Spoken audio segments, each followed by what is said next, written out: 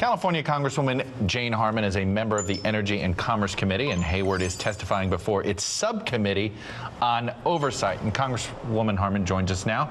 I got to start by asking, do you worry when you see the pictures of members of Congress? On one hand, they channel the rage of Americans. On the other hand, do you get to the point where sometimes there's too much grandstanding? You're not someone that I've seen that uses these moments to grandstand, so that's why I'm putting the question to you. Do you worry sometimes that there's too much grandstanding at hearings like this?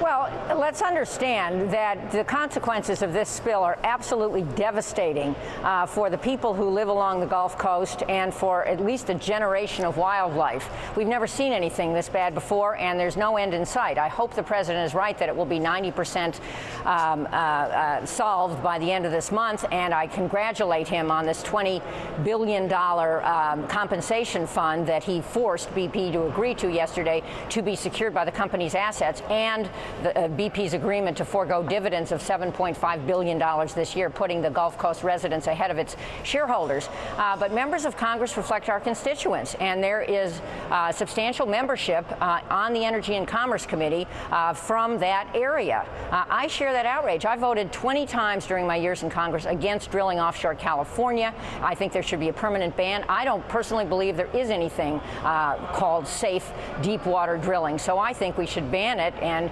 BP ought to go into the beyond petroleum business, which it said in its advertising slogans a few years ago it would. This hearing is going to be a tough hearing for this man. It's not up to Congress to fire him, but I agree with President Obama that if he had worked for the federal government, he would have been fired, and I commend the president for firing the head of the Mining and Minerals Service about a week ago. But Congresswoman, beyond channeling the rage of constituents and everybody taking a crack at Tony Hayward, what's the substantive progress the committee hopes to make today and elicit from this testimony? Well, that's a fair question.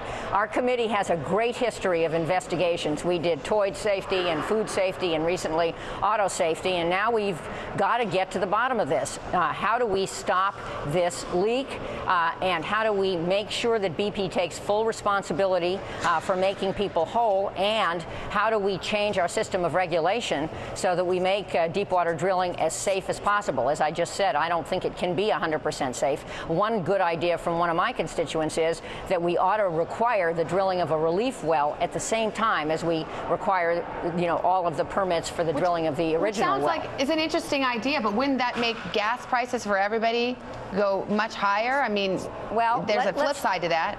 Let's talk about that. Gas prices are going higher anyway, and I personally support a price on carbon. I think what we want to do as a matter of policy is create incentives for clean energy. These energy companies, including BP, ought to be in the clean energy business.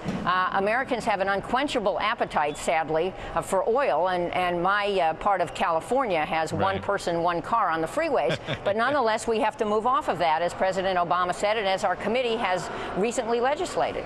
Congresswoman, what could you sign on for? I know you made your views well known just now on offshore oil drilling and the idea of whether it could ever be safe. But what do you say to Democratic colleagues of yours on the Gulf Coast who are feeling the pull of the economic issue there and out-of-work oil rig workers and what it means to the Louisiana economy, Mississippi? So what can you sign on for on this? Well, I've often said the energy fight is regional. It's not partisan. And the folks who live there are reflecting their constituents. Nonetheless, I understand that the total damages to those who worked on the rig, the families, sadly, of those who died and so forth, will be about $100 million. Rolling the videotape backwards, wouldn't we have preferred to pay $100 million rather than the $40 to $60 billion that we certainly hope BP is going to be capable of paying when this all ends? And there may be criminal penalties on top of that. So I think our challenge is to help those folks, just as we did with tobacco farmers, transition to livelihoods in the clean energy sector. That will be good for the Gulf Coast, that will keep the shrimpers and the fishermen and all those folks doing what they do and preserve the wetlands and preserve the way of life and preserve the tourism. There's a huge cost to this.